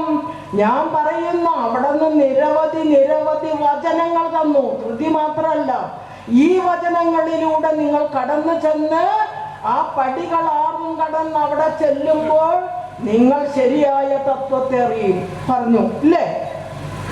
ശിവഗിരി തീർത്ഥാടനത്തിന് അംഗീകാരം കൊടുക്കണോ? കോട്ടയത്ത് നാഗമ്പടം ക്ഷേത്രത്തിൽ ഇരിക്കുമ്പോഴാണ് കിട്ടൻ റൈറ്ററും ഗോവിന്ദനാശാനും ചെന്ന് ചോദിക്കുന്നത്. സത്യത്തിൽ പറഞ്ഞ അവർ 2 പേരല്ല അതിന്റെ മെയിൻ. കാരണം അതിനെക്കുറിച്ച് നമ്മൾ ചിന്തിക്കുകയും പഠിക്കുകയും പഠിപ്പിക്കുകയും ഒക്കെ ചെയ്യുമ്പോഴാണ് അല്ല അതിന്റെ പുറകിൽ ഒരാളും കൂടി ഉണ്ടായിരുന്നു. ഇനിയിപ്പോ അത് പറയാൻ പാടില്ല. ആ ആള് ഇവരെ ഏൽപ്പിച്ചു, എനിക്കിന്ന് പോകാൻ ഇടയില്ല, അതുകൊണ്ട് നിങ്ങൾ പോയി ഇന്ന് ഏതായാലും കോട്ടയത്ത് നാഗമ്പട ക്ഷേത്രത്തിൽ പരമഗുരു വരൂ. ആ വരുമ്പോൾ നിങ്ങൾ ചെന്ന് പറഞ്ഞ് ചോദിക്കണം, ഞങ്ങൾക്കും ഒരു തീർത്ഥാടനം ചെയ്താൽ കൊള്ളാമെന്നുണ്ട്, പോയാൽ കൊള്ളാമെന്നുണ്ട്. മറ്റുള്ള ജാതിക്കാരെല്ലാവരും ചെയ്യണു. മുസ്ലിങ്ങൾ മക്കത്ത് പോണു, ക്രിസ്ത്യാനികൾ അവിടെ പോണു, ഇവിടെ പോണു. ഇതെല്ലാം പറഞ്ഞ് മനസ്സിലാക്കിയിട്ട് നമുക്കും അങ്ങനെ ഒന്ന് പോകണം, പോയാൽ കൊള്ളാം. അതിനെന്ത് വേണം? ഞങ്ങൾക്കൊക്കെ ഒരു അംഗീകാരം തരണം. എങ്ങോട്ടാണ്? ശിവഗിരിയിലേക്ക്. ഞങ്ങൾക്കൊരു ശിവഗിരി തീർത്ഥാടനം വയ്ക്കണം. അത് ചെന്ന് ചോദിക്കുകയാണ്. നമ്മൾ ചെന്ന് ചോദിച്ചപ്പോ ഗുരു എന്താ പറഞ്ഞ? കൊള്ളാമല്ലോ, ആശയങ്ങളൊക്കെ കൊള്ളാം. എന്തിനു വേണ്ടി? അപ്പൊ അവര് പറഞ്ഞു, ഗുരുവേ ഞങ്ങൾക്ക് വേറെ ഒന്നുമല്ല ആഗ്രഹം, മറ്റവര് അവിടെ ആ പള്ളിയിൽ പോകുന്നുണ്ട്, ഇവര് ഈ പള്ളിയിൽ പോകുന്നുണ്ട്, മറ്റവര് രാമേശ്വരത്ത് പോകുന്നുണ്ട്, അവിടെ അങ്ങനെ ഓരോ ദിക്കിലും പോകുന്നുണ്ട്. ഞങ്ങൾക്ക് മാത്രം പോവാനും പാടില്ല, പോയി അതിൻ്റെ അടുത്തേക്ക് ചെല്ലാനും നിവൃത്തിയില്ല. അപ്പൊ അതുകൊണ്ട് ഞങ്ങൾക്കൊരു ക്ഷേത്രത്തിൽ തീർത്ഥാടനത്തിന് പോയാൽ കൊള്ളാമെന്നൊരാഗ്രഹമുണ്ട്, ഞങ്ങളെ കൂടി അതൊന്ന് കടത്തി വിടണേ എന്ന് കാല് പിടിച്ച് ചോദിച്ചു. അതുകൊണ്ട് എന്ത് പ്രയോജനം എന്ന് വീണ്ടും എടുത്തു ചോദിച്ചു. എന്നിട്ട് ഗുരു 8 കാര്യങ്ങൾ പറഞ്ഞു. ഞാനൊരു കാര്യം ചെയ്യാം, നിങ്ങൾക്ക് സമ്മതമാണെങ്കിൽ. എന്താണ്? ഞാൻ 8 വിഷയങ്ങൾ പറയും. ആ 8 വിഷയങ്ങളെ വച്ച് തീർത്ഥാടനമായി വരുന്നവർക്ക് ക്ലാസ് കൊടുത്ത് അതുപോലെ അവരെ ഉണർത്തി വളർത്തി വിടണം. ഉദാഹരണം, ശബരിമലയ്ക്ക് ആളുകൾ കെട്ടുനിറച്ചു പോയി തിരിച്ചു വന്ന സമയമാണ്. ഗുരു കേട്ടുകൊണ്ടിരിക്കുകയാണ് അയ്യപ്പ വിളിച്ച് വന്നത്. എന്താ ഫലം? ഇവിടുന്ന് കെട്ടുനിറച്ച് സാധനങ്ങളൊക്കെ ആയി പോകും. കെട്ടുനിറ കഴിഞ്ഞ് നടന്ന് 16 ദിവസം കൊണ്ടൊക്കെയാണ് ഓരോ ദിക്കിന്ന് അവിടെ എത്രയെന്നാ പറയുന്നത് നടന്ന്. അങ്ങനെ ബുദ്ധിമുട്ടി ചെന്ന് അഭിഷേകമൊക്കെ കഴിഞ്ഞിട്ട് അവിടുന്ന് തിരിച്ചു പോരും. കെട്ടും കടയൊക്കെ ആയിട്ട് നാട്ടിലും വീട്ടിലും സ്വന്തക്കാർക്കൊക്കെ പ്രസാദം കൊടുക്കണ്ടേ? അതിനു വേണ്ടി വീട്ടിൽ വന്ന് അതെല്ലാം പങ്കുവെച്ച് കഴിഞ്ഞിട്ട് അന്ന് അത്താഴം വച്ചങ്ങനെ കഞ്ഞിയും കൂടിയും കുടുംബക്കാരെ കുടിപ്പിക്കില്ല. സ്വഭാവം പഴയത് തന്നെ. അങ്ങനെയായിട്ട് വല്ല കാര്യമുണ്ടോ? ഇല്ല. അപ്പൊ അതുകൊണ്ട് അവരവർ നന്നാവണം. 1 മാസത്തെ വ്രതമെടുത്തു പോകാൻ ഞാൻ പറയണില്ല. ഒരാഴ്ചത്തെങ്കിലും 10 ദിവസത്തെ വ്രതം എടുക്കാം. അതിനു വേണ്ടിയിട്ട് ഇനി അതിൻ്റെ വസ്ത്രത്തിന് വേണ്ടിയിട്ട് ഒരുപാട് പണം കൊടുത്ത് മേടിക്കണ്ട. വെള്ള തുണിയിൽ, നമ്മൾ ഉപയോഗിക്കുന്ന വെള്ള തുണിയിൽ മഞ്ഞൾ മുക്കി മഞ്ഞ വസ്ത്രം, ശ്രീബുദ്ധന്റെ, ഭഗവാൻ കൃഷ്ണന്റെ, അങ്ങനെ ഓരോന്നും പറഞ്ഞു കൊടുത്ത് 8 വിഷയങ്ങളിൽ പറഞ്ഞു. 8ാമത്തെ ഞാൻ അത് മാത്രമേ പറയുന്നുള്ളൂ, ബാക്കിയൊക്കെ നിങ്ങൾക്കറിയാം. അതിൽ 8ാമത്തെ വിഷയമാണ് സാങ്കേതിക വിദ്യ. വരാൻ പോണ കാലം. ഇത് എത്ര വർഷം മുമ്പാണ് കൊടുത്തത്? 1927 ശ്രീനാരായണ ഗുരുദേവൻ നാഗമ്പടം ക്ഷേത്രത്തിൽ ഇരിക്കുന്നതും ചോദിക്കുന്നതും. അന്ന് കണ്ടുവച്ചു ഇവിടെ കമ്പ്യൂട്ടർ, ഇൻഫർമേഷൻ ടെക്നോളജി വരാൻ പോകുന്നു. അതുകൊണ്ടാണ് ഇവിടെ ഉണരാനും വളരാനും ഇനി സാധിക്കുന്നു തലമുറയ്ക്ക്. അതുകൊണ്ട് സാങ്കേതിക വിദ്യാഭ്യാസം ആവശ്യമാണ്. അത് പഠിപ്പിച്ചിരിക്കണം. നമ്മൾ ചിന്തിച്ച് ആ മഹാഗുരുവിന്റെ എവിടെ നിന്നാണ് ഈ വെളിച്ചം വന്നത് തലയിലേക്ക്, ആ ഹൃദയത്തിലേക്ക്? ആ മഹാപുരുഷൻ ആരാണ്? നമ്മൾ ചിന്തിക്കണം. അപ്പൊ നമ്മൾക്ക് വേണ്ടി 73 വർഷക്കാലം ജീവിച്ച് ആ ജീവിച്ചിടത്തോളത്തോളം തത്വങ്ങളും കാര്യങ്ങളും മുഴുവനും നമ്മുടെ ഭാവിക്ക് വേണ്ടി നമുക്ക് വേണ്ടി തന്ന് അത് ജീവിച്ചു കാണിച്ചു. നീ ക്ഷേത്രം പണിതോ എന്നല്ല പറഞ്ഞത്, ആണോ? ക്ഷേത്രത്തിൽ കയറാൻ പാടില്ലാത്ത കാലഘട്ടത്തില് 1888 അരുവിപ്പുറത്ത് ശിവപ്രതിഷ്ഠ. എന്ത് പ്രതിഷ്ഠ? ഇന്നൊരു ക്ഷേത്രം പണിയണമെങ്കിൽ ഭൂമി പൂജ. ഭൂമി മേടിച്ചു കഴിയുമ്പോൾ അവിടെ ക്ഷേത്രത്തിന് പറ്റുമോ? മേടിക്കുന്നതിന് മുമ്പ് തന്നെ അന്വേഷിക്കും, ക്ഷേത്രം വയ്ക്കാൻ പറ്റുമോ? അത് ഒരാളെ കൊണ്ട് നോക്കിച്ച് അയാൾക്ക് വായി തോന്നിയതൊക്കെ എഴുതി കൊടുത്ത് ഇനി എത്ര തന്ത്രിമാർ വേണം, എത്ര മന്ത്രങ്ങൾ വേണം, എത്ര നാളികേരം വേണം, എത്ര കോടി വേണം, ഇതെല്ലാം ഉണ്ടാക്കി കൽപ്പിച്ചാണ് അവിടെ പ്രതിഷ്ഠ വയ്ക്കുന്നത്. വച്ചാലോ എല്ലാവർക്കും കടന്നു ചെല്ലാമോ? പാടില്ല. ഇപ്പൊ ആയിട്ടുണ്ട്. ഇപ്പൊ നാരായണീയം വായിക്കാൻ പോണതെല്ലാം SNDP യോഗത്തിന്. ഞാൻ തുറന്നു പറയും, SNDP പ്രവർത്തകരായ പെണ്ണുങ്ങൾ ഇപ്പൊ എവിടെ വേണമെങ്കിലും പൊക്കോ, എവിടെ വേണമെങ്കിലും. 1936 ക്ഷേത്ര പ്രവേശനം കിട്ടി എങ്കിലും അന്ന് മുതൽ കയറ്റി തുടങ്ങിയില്ല. ഇപ്പൊ എവിടെ വേണമെങ്കിലും പോകാം. അപ്പൊ ആലുവ അദ്വൈതാശ്രമത്തിന്റെ പടിക്കേക്കടെ ഉണ്ടായ കൊച്ചിനെ എടുത്ത് തോളത്തിട്ട് ചോറ് കൊടുക്കാൻ ഗുരുവായൂർക്ക് കാര്യം കയറിക്കും. എന്നാൽ അവിടെ ഒന്ന് കയറി ഒന്ന് ഒഴുകൊണ്ട് പോകില്ല. അപ്പൊ നമ്മൾ ചിന്തിച്ച് നമുക്ക് വേണ്ടി 73 വർഷക്കാലം ഉച്ച സൂര്യനെ, ഞാനൊരു ഉദാഹരണം പറഞ്ഞ, നിങ്ങളൊക്കെ നല്ലവരാണ്. ചെയ്യില്ല, ചെയ്യുകയാണെങ്കിൽ ഇവിടെ ഗുരുമന്ദിരം വരില്ല, ഇതുപോലത്തെ പ്രവർത്തനങ്ങൾ നടക്കില്ല, സാംസ്കാരിക യോഗ വേദികൾ നടക്കില്ല, ഒന്നുമില്ല. അപ്പൊ നിങ്ങളെല്ലാം ഞാൻ പറയണം, ഞാൻ മൊത്തത്തിലുള്ള കാര്യം പറയണം, എൻ്റെ നാട്ടിലെ കാര്യം. അപ്പൊ അത്തരത്തിൽ നമ്മുടെ ആളുകൾ ഇന്ന് സർവ്വ സ്വാതന്ത്ര്യം കിട്ടിക്കഴിഞ്ഞപ്പോൾ ഈ 73 വർഷക്കാലം ജീവിച്ച് കാണിച്ച മഹാപുരുഷനെ മറന്ന്, മഹായോഗീശ്വരനെ മറന്ന് അടുത്ത ദൈവത്തിനെ അന്വേഷിച്ച് പോവാണ്. അത് പാടുണ്ടോ? നമ്മൾ ചിന്തിച്ചേ. സംഘടന വേണം എന്ന് പറഞ്ഞു. എങ്ങനെ സംഘടന ഉണ്ടാക്കി? നിങ്ങൾ സംഘടന ഉണ്ടാക്കിക്കോ എന്നല്ല പറഞ്ഞത്. ഡോക്ടർ പൽപ്പു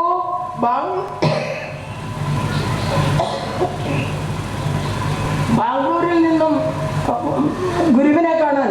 അപ്പൊ ഈ SNDP യോഗത്തിന്റെ ഒക്കെ പ്രസിഡന്റ് ആവുന്നതിന് മുമ്പും സെക്രട്ടറി ആവുന്നതിന് മുമ്പും ഈ ഡോക്ടർ പൽപ്പുവിന്റെ കുടുംബമായിട്ട് ഭയങ്കര സ്വരുമയായിരുന്നു. തിരുവനന്തപുരം ഭാഗത്തേക്ക് പോകുന്നുണ്ടെങ്കിൽ ഗുരു അവിടെ കയറാതെ പോവില്ല. അവിടെ നിന്ന് ഒരു ഗ്ലാസ് വെള്ളം അവർ കൊടുക്കണമെന്ന് കുടിക്കാതെ പോവില്ല, കൊടുക്കാതെ വിടില്ല. അതുപോലെ സ്നേഹിച്ച് കൊണ്ടു നടന്ന ഒരു കുടുംബം. എന്നാൽ തനിക്ക് പറ്റിയ, താൻ ഡോക്ടർക്ക് പഠിച്ചിട്ട് ഈ ഗവൺമെന്റ് അംഗീകരിക്കാതെ പുറം രാജ്യത്ത് പോയി മൈസൂർ ഗവൺമെന്റും മറ്റുള്ളവരൊക്കെ അംഗീകരിക്കുക, ഞാൻ കിട്ടുന്നത് മുഴുവൻ ഇങ്ങനെ ചെലവാക്കിയിട്ടും അദ്ദേഹം രോഗികൾക്ക് കൊടുക്കാനുണ്ടായോളേ. അതുപോലെ പാവങ്ങളെ രക്ഷിച്ച മനുഷ്യനാണ്. അങ്ങനെയൊക്കെ നടന്നിട്ടും ഇത് സർക്കാർ അറിയണില്ലല്ലോ. ഈ കീഴ്ജാതിക്കാർ എന്തോരം പേര് പഠിച്ചിരിക്കുന്നു, എത്തരത്തിൽ ഏതെല്ലാം വിധത്തിൽ ഡോക്ടർ അല്ലെങ്കിലും അവർക്കൊക്കെ അത്തരത്തിലൊരു പ്യൂൺ ജോലിയെങ്കിലും, അല്ലെങ്കിൽ വേണ്ട ഒരു ലെറ്റർ കൊണ്ടോണം, പോസ്റ്റ് ഓഫീസിൽ ജോലിയെങ്കിലും കൊടുക്കാൻ പാടില്ലേ? അതെങ്ങനെ കൊടുക്കും? പോസ്റ്റ് ഓഫീസിലിരിക്കുന്ന ആള് എഴുത്ത് തൊട്ട കൊണ്ടുപോണത്, അത് തൊട്ടേച്ച് കൊണ്ടു കൊടുത്താ തീണ്ടി. അവർ പോസ്റ്റ്മാന്റെ ജോലി കൂടിയില്ല ആ കാലഘട്ടത്തിൽ. ആ സമയത്താണ് നാരായണ ഗുരു അരിവിപ്പുറം പ്രതിഷ്ഠ കഴിഞ്ഞ് വിശ്രമിച്ചിരിക്കുന്ന സമയത്ത് അരിവിപ്പുറത്ത് വന്ന് നാരായണ ഗുരുവിനെ തൻ്റെ ചേട്ടന്മാരാണ് അവിടുത്തെ കണക്കപ്പിള്ളമാര്, പിളക്കന്മാര്, പരമേശ്വരനും വേലായുധനും 2 ചേട്ടന്മാര് ബിഎക്കാരാണ്. അന്നത്തെ ആദ്യത്തെ ബിഎക്കാര്. നമ്മളും ചിന്തിച്ച് തൻ്റെ സഹോദരങ്ങളെ കാണുകയും ചെയ്യാം. നാരായണ ഗുരുവിനോട് ഈഴ അതിപിന്നോക്ക ആളുകൾക്ക് വരാൻ പോണ ഈ വിശേഷങ്ങളെ ഒന്ന് പറഞ്ഞു മനസ്സിലാക്കി, ഞാൻ ഇത്രയും പഠിച്ചിട്ട് ചെത്ത് കത്തിക്ക് സ്വർണ്ണപ്പിടിയിട്ട് ചെത്താനാണ് പറഞ്ഞത്. ചെത്ത് കത്തി പിടിച്ച് ചെത്താൻ, ഈഴവരുടെ ജോലി ചെത്താണെന്ന്. അപ്പൊ അത് ചെയ്യാൻ പറ്റില്ലെങ്കിൽ ചെത്ത് കത്തിക്ക് ഒരു സ്വർണ്ണപ്പൊടി ഇട്ടോ, അതിനുള്ള കഴിവുണ്ടല്ലോ, എന്നിട്ട് അത് പിടിച്ച് ചെത്തിക്കോ. 13,000 ശിഷ്ടം പേരെ കൊണ്ട് മലയാളം മെമ്മോറിയൽ കൊടുത്തു. വല്ല വിശേഷം ഉണ്ടായോ? അതൊക്കെ ചവിട്ടിയോട്ടേക്ക്. അപ്പൊ അത് രീതിയിൽ നടന്നപ്പോഴാണ് ഗുരുദേവനെ വന്ന് കാണണത്. അപ്പൊ ഗുരുദേവൻ അരിയുപ്പുറം പ്രതിഷ്ഠ കഴിഞ്ഞ് ആ ക്ഷേത്രത്തിനോടനുബന്ധിച്ചുള്ള കാര്യങ്ങൾ ചെയ്യാൻ പ്രാപ്തരാക്കാൻ വേണ്ടുന്ന ഒരു ചെറിയ സംഘടന അവിടെ രൂപീകരിച്ചു. ഏതാണ്? അരുവിപ്പുറം വാവൂട്ട് യോഗം.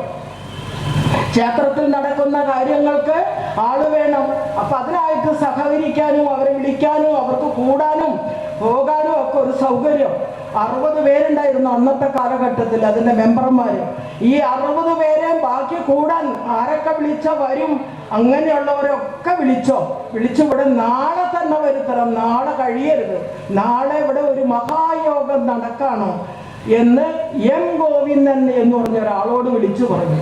അതിന്റെ ഒരു മെമ്പർ, ഒരു കമ്മിറ്റി അംഗം, മെയിനാണ്. അങ്ങനെ അരിയുപ്പുറം വാവൂട്ട് യോഗത്തിലെ അംഗങ്ങളെ വിളിച്ചുകൂട്ടി അരിയുപ്പുറത്ത് ബാവിൻചോട്ടിൽ വെച്ച് യോഗങ്ങൾ കൂടി. ഇനി എന്തൊരു പേര് ഇതിലിടണം എന്ന് ചോദിച്ചു. യോഗത്തിനൊക്കെ തീരുമാനങ്ങളെല്ലാം കഴിഞ്ഞപ്പോ കുമാരനാശാൻ എനിക്ക് എന്നിട്ട് പറഞ്ഞു, ശ്രീനാരായണ ധർമ്മ പരിപാലന യോഗം. അപ്പൊ പറഞ്ഞു, ഇത് വലിയ പേരാണല്ലോ, അതിനെന്താ SNDP യോഗം എന്ന് വിളിക്കാമല്ലോ. അങ്ങനെ അംഗീകരിച്ച് രൂപം കൊടുത്ത സംഘടനയാണ് SNDP യോഗം.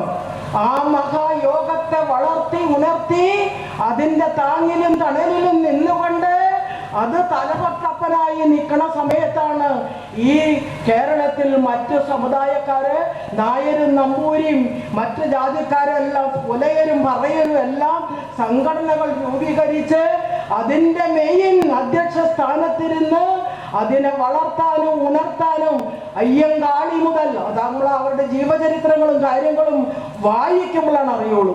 ഇന്ന് പുലയരൊക്കെ ചോദിക്കും, ഞങ്ങളുടെ അടുത്ത് തമാശക്കായിരിക്കാം, ഓ SNDP യോഗമൊക്കെ പറഞ്ഞ് ഇത്ര വളർന്നെങ്കിലും ഞങ്ങൾക്ക് വേണ്ടി എന്താ ചെയ്തത് എന്ന് പറയും നമ്മള്.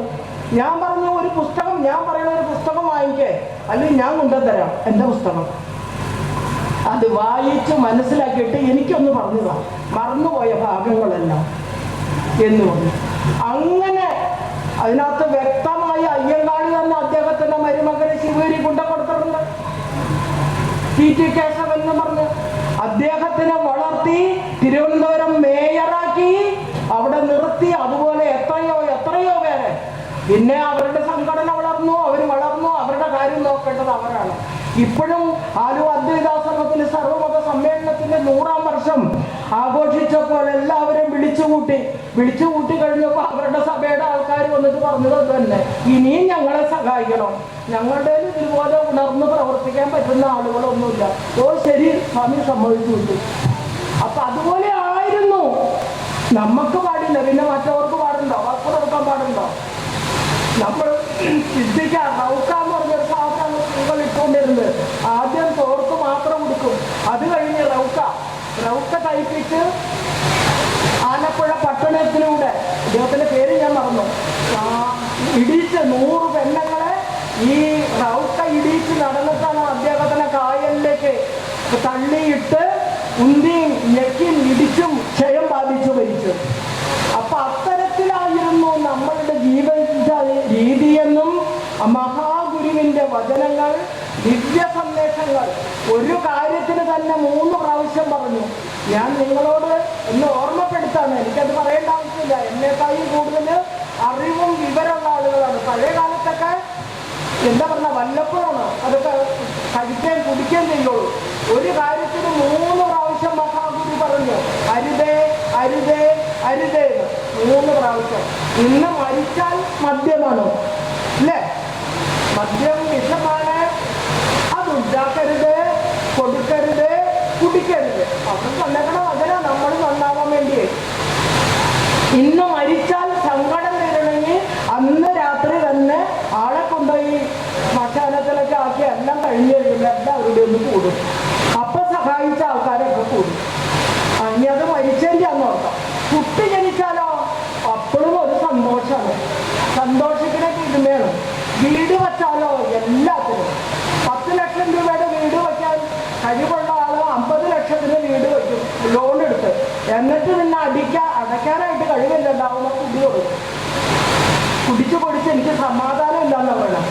ആരുടെ സമാധാനക്കെട്ട് വരുത്തിയത്? അവര് തന്നെ.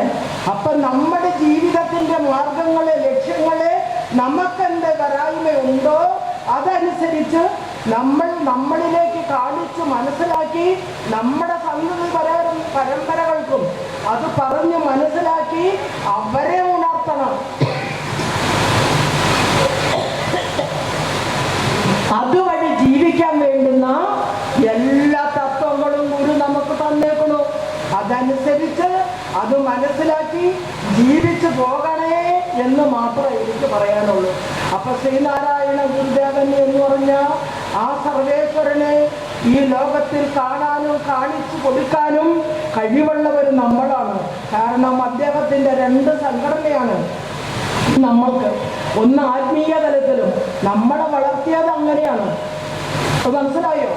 ആ തരത്തിൽ നോക്കുമ്പോൾ നമ്മൾ ഉണർന്ന് വലുതായി എന്താ പറയണത്, തലമുട്ട എത്തി. അപ്പോൾ നമ്മൾ മറന്നു പോവാതെ തിരിച്ചു വരാം. പോയ വഴിയിൽ തെറ്റുണ്ടെങ്കിലും അല്പം അത് പറഞ്ഞിട്ട് തിരിച്ചു വന്ന് നമ്മൾ അതിന് പ്രചോദനം കൊടുത്ത് നമ്മൾ വാഴുന്ന വഴിയിലൂടെ പോയെങ്കിൽ മാത്രമാണ് നമ്മൾക്കും നമ്മുടെ സന്തതി പരമ്പരകൾക്കും ഇന്ന് മുന്നോട്ട് പോകാൻ ലക്ഷ്യമുള്ളൂ. ഇന്ന് നമ്മൾ നോക്ക്, ഗുരു പറഞ്ഞ തത്വങ്ങളെ അംഗീകരിക്കുന്നു. മംഗലപ്പുഴ സെമിനാരിയിലെ അച്ഛന്മാരാണ് പുസ്തകം മേടിച്ചോളെ. ആത്മോപദേശതകം 10-15 പുസ്തകം വ്യാഖ്യാനം വന്ന അപ്പൊ വരും. ഞാൻ ആ പുസ്തകത്തിൽ 10 കൊല്ലം ഇരുന്നാണ് പെൻഷൻ കിട്ടിക്കഴിഞ്ഞപ്പോൾ. സ്ഥിരമായിട്ട് ഒരാൾ വരും. അപ്പൊ ഞാൻ ചോദിക്കുന്നത് എന്തായി, കഴിഞ്ഞ ദിവസം വന്ന് 3 എണ്ണം കൊണ്ടുപോയില്ല, ആകെ 10 എണ്ണം കിട്ടിയിട്ടുള്ളൂ. ഇത് നിങ്ങൾ കൊണ്ടുപോയി എന്താ, അത് എങ്ങോടാ എന്ന് ഞാൻ ചോദിച്ചപ്പോൾ അത് പറയാതെ മംഗലപ്പുഴ സെമിനാരിയിൽ അച്ഛന്മാർക്ക് പഠിക്കാൻ കൊണ്ടുപോയത്. അപ്പൊ നമ്മൾ ചിന്തിച്ച് നാരായണ ഗുരുവിന്റെ വചനം എന്താണ്, ആ സത്യം എന്താണ്? ആ അറിവിലും ഏറി അറിഞ്ഞിടുന്നവൻ തൻ ഉരുവിലുമൊത്തു പുറത്തും ഉജ്ജ്വലിക്കും. കരുവിന് കണ്ണുകൾ 5 ഉള്ളടക്കി തെരുതര വീണ് വണങ്ങിയോതിടേണം. അതിനകത്ത് പറയുന്ന ആദ്യത്തെ പദ്യമാണ്. അവസാനം പറയണതോ 99 പറഞ്ഞു കഴിഞ്ഞിട്ട് 100ാമത്തെ പദ്യം പറയാണ്. അതും ഇതുമല്ല സദർത്തി സത്, അതും ഇതുമല്ല സദർത്തി സത്. ഇതിന്റെ 3ാമത്തെ വരി ഞാൻ പറഞ്ഞു. അങ്ങനെയുള്ള ആ സത്യത്തിലേക്ക് നമ്മളെ കടന്നു ചെന്ന് നമ്മൾ ആ സത്യത്തിലേക്ക് എത്തണം എന്നാണ് പറയുന്നത്. അപ്പൊ അത് എത്തണമെങ്കിൽ നമ്മൾ അവിടെ നിന്ന് പറഞ്ഞിട്ട് പോലുള്ള കൽപ്പനകൾ അംഗീകരിച്ച് അതനുസരിച്ച് നേർവഴിയിലൂടെ കല്ലും മുള്ളും നീക്കി ആ നല്ല വഴിയിലൂടെ സഞ്ചരിക്കണം. അത്തരത്തിൽ സഞ്ചരിക്കാൻ വേണ്ടുന്ന ആ എല്ലാ ഗുണങ്ങളും ഇവിടെയുള്ള നിങ്ങൾക്ക് എല്ലാവർക്കും ഉണ്ടാകണം. അങ്ങനെ ആ ഗുരുവചനങ്ങളിലൂടെ ഗുരു പറഞ്ഞ മതങ്ങൾക്കെല്ലാം അതീതമായി നിന്നുകൊണ്ട് മതാനുഭൂതിയുടെ അന്തസത്ത ലോകത്തോട് കൽപ്പിച്ച മഹാഗുരു. നമ്മൾ ചിന്തിച്ച് ഇവിടെ പുലയിനില്ല, പറയിനില്ല, ക്രിസ്ത്യാനിയല്ല, അവരൊക്കെ അവരുടെ പാടിന് ജീവിച്ചോട്ടെ, നമുക്ക് എന്ത് കുഴപ്പം? നമ്മൾക്ക് അവർക്ക് വരാൻ പറ്റുമോ? നിങ്ങൾ ഇവിടെ വന്നിരുന്ന് പ്രാർത്ഥിച്ചോ? ഈ കൊല്ലം മുസ്ലിങ്ങൾ, കഴിഞ്ഞ വർഷം മുസ്ലിങ്ങൾ പള്ളിക്കാര് അവരുടെ പ്രാർത്ഥനയ്ക്ക് നിസ്കരിക്കാൻ വന്ന അദ്വൈതാശ്രമത്തിന് പറഞ്ഞില്ല. നമുക്കെന്താ, അവരിന്ന് ദൈവത്തിനെ വിളിച്ചോട്ടാണ്. അത് വിളിച്ചു കഴിഞ്ഞാൽ അവർ കടന്നുപോയി. നമുക്ക് വല്ല ചെലവുണ്ടോ? മനുഷ്യരല്ലേ, അവർക്ക് കുറച്ച് സൗകര്യം വേണം ഒന്നിച്ചു കൂടാൻ. അപ്പൊ അതുപോലെ നല്ല നല്ല കാര്യങ്ങൾ വരുമ്പോൾ ആ ഗുണപരമായിട്ടുള്ള ഇതുപോലുള്ള കാര്യങ്ങളിൽ നമ്മളും ഒരുപോലെ സഹകരിച്ചു പോയി ആ നല്ല തത്വത്തിൽ അടങ്ങി അവിടുത്തെ ആ വചനങ്ങൾ എന്നും ഒരുപോലെ നിലച്ചു നിൽക്കട്ടെ, അത് പടരട്ടെ, പടർന്ന് പന്തലിക്കട്ടെ എന്ന് മാത്രം നമ്മളിലൂടെ വളരട്ടെ. നമ്മളുടെ ഏകത്വത്തിന്റെ, മനുഷ്യത്വത്തിന്റെ, ആ സ്നേഹത്തിന്റെ, കാരുണ്യത്തിന്റെ അവിടെ നിന്ന് പറഞ്ഞ അനുകമ്പാദേശകം, അനുകമ്പ ഒഴുകുന്നതാണ് അനുകമ്പാദേശകം എന്നുള്ളത്. മനുഷ്യന് അനുകമ്പയില്ലെങ്കിൽ എങ്ങനെ ജീവിക്കും? അനുകമ്പയും കാരുണ്യവും മൂർത്തി സ്നേഹവും ദയവും ഇതെല്ലാം ഉണ്ടായിട്ട് ജീവിക്കാൻ ബുദ്ധിമുട്ട്.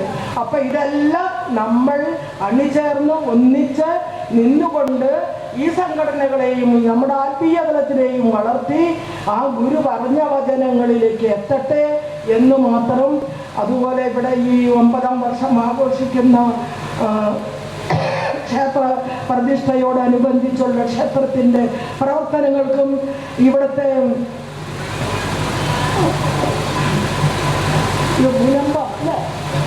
മുനമ്പം ശാഖയുടെ എല്ലാവിധ പ്രവർത്തനങ്ങൾക്കും നിങ്ങൾക്ക് ശാന്തിയും സമാധാനവും ഐക്യതയും സർവേശ്വരൻ മുന്നേ നിന്ന് ആ സത്യമായ വഴിയിൽ കടത്തിക്കൊണ്ടുപോയി നിങ്ങൾക്കെല്ലാ സൗഭാഗ്യങ്ങളും ഉണ്ടാകട്ടെ എന്ന് ഒന്നുകൂടി പ്രാർത്ഥിച്ചുകൊണ്ട് എല്ലാവിധ നന്മകളും ഇവിടുത്തെ ഈ പരിപാടിക്കും സാംസ്കാരിക പൊതുയോഗങ്ങൾക്കും വന്നിട്ടുള്ളവർ നാളെ കാണാത്തവരോട് പറയാം, നിങ്ങളൊക്കെ ഇന്ന മാതിരി കാര്യങ്ങൾ നമുക്ക് പറഞ്ഞിട്ടുണ്ട്, നമ്മൾ അത്തരത്തിൽ വളരണം, ഉണരണം, നമ്മുടെ സ്നേഹം മറ്റുള്ളവർക്ക് പങ്കുവയ്ക്കണം, നമ്മുടെ വീട്ടിൽ കുട്ടികളോട് ഇന്ന മാതിരി സംസാരിക്കണം, ഇതെല്ലാം പറഞ്ഞ് മനസ്സിലാക്കണം മറ്റുള്ളവരുടെ. അത്തരത്തിൽ ഉണരാനും വളരാനും നിങ്ങൾക്ക് സാധിക്കട്ടെ. അതുപോലെ ഗുരു പറഞ്ഞ ഒരു കാര്യത്തിന് മുന്നോട്ട് വരാനോ അത് സഹകരിക്കാനോ ആളില്ലാതെ 100 വർഷം കഴിഞ്ഞപ്പോൾ ഗുരു പറഞ്ഞു സ്ത്രീകൾക്കും ആകാം സന്യാസം. ശിവഗിരി മഠത്തില് അവർക്കത് കൊടുക്കണം, അവരെ കൊടുത്താൽ പോരാ, അവർക്ക് സംരക്ഷണം, അവരെങ്ങനെ വളരണം, കൈത്തൊഴില്, ഈ വക കാര്യങ്ങളും കൂടി ആക്കി കൊടുത്ത് അവർക്കൊരു പ്രത്യേക മഠവും കൽപ്പിച്ച് കൊടുക്കണം. ഞങ്ങളെപ്പോലുള്ള സർവീസ് ജോലി ഉണ്ടായതാണ്. ആ ജോലി കഴിഞ്ഞ് വീട്ടിൽ വന്നു കഴിഞ്ഞപ്പോൾ വേറെ മക്കളോ ഭർത്താവോ കെട്ടിയോളോ ഒന്നുമില്ല. അപ്പൊ തോന്നി പഠിക്കണം. ആലുവ അദ്വൈതാശ്രമത്തിലാണ് ഗുരുദേവ കൃതികളൊക്കെ പഠിച്ചത്, വർഷങ്ങളോളം, 40 വർഷം. അപ്പൊ ഇനിയും പഠിക്കണം, പോകണം, ചിന്തിക്കണം, സന്യാസിയാവണം. ഞങ്ങൾ മുന്നിട്ട് കിടന്നിരിക്കുകയാണ്. ഞാൻ ഇവിടെയുള്ള സഹോദരിമാരോടും സഹോദരന്മാരോടും പറയാണ്, നമ്മൾക്ക് അനാഥായിട്ട് സഹോദരിമാര് അല്ലെങ്കിൽ അതുപോലുള്ള ആളുകളൊക്കെ ഉണ്ടെങ്കിൽ അവർക്കുടെ ഒരു സംരക്ഷണം, അവർ വളരാൻ നമുക്കെങ്ങനെ ഒരു മഠം SNDP യോഗം വളർന്നതുപോലെ ഇതിനെ നിങ്ങൾ താലോലിച്ച് വളർത്തി ഞങ്ങൾക്ക് വേണ്ടുന്ന മാർഗനിർദ്ദേശങ്ങളും തരണേ എന്ന് പ്രാർത്ഥിച്ചുകൊണ്ട് ഞാൻ എൻ്റെ വാക്കുകൾ നിങ്ങളുടെ മുമ്പിൽ വച്ചുകൊണ്ട് നിർത്തട്ടെ. നന്ദി, നമസ്കാരം. ഈ ചാനൽ ഷെയർ ചെയ്യുക, സബ്സ്ക്രൈബ് ചെയ്യാൻ മറക്കരുത്. ഞങ്ങൾ